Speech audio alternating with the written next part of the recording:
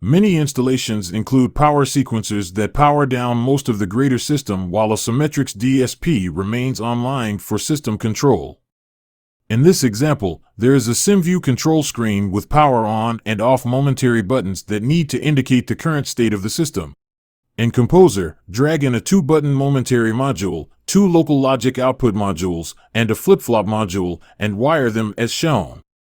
Local logic output 1 is intended to trigger the system on, and local logic output number 2 is intended to trigger the system off. Be sure not to connect either wire to the trigger input of the flip-flop, as this will force the Q state to flip back and forth between Q and not Q with every button press.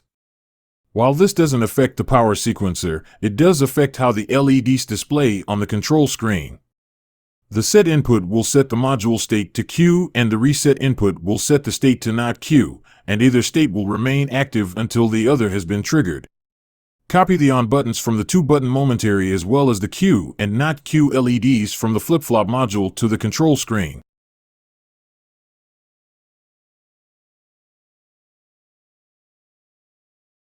Resize the on and off buttons and rename them appropriately. If you wish to edit the text of the LED label or remove the text entirely, the Properties window allows you to change the display type to symbol, or simply delete the text.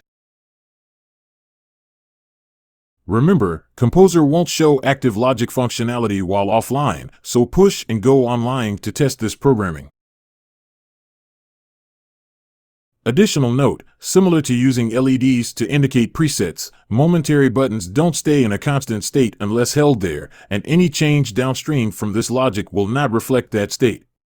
In essence, the LED state is taking its cue directly from the inputs, coming from the momentary button pushes, and this method does not take feedback from the power sequencer directly. If the sequencer was powered on manually, the Composer programming will not know about this and the LED state would not reflect it.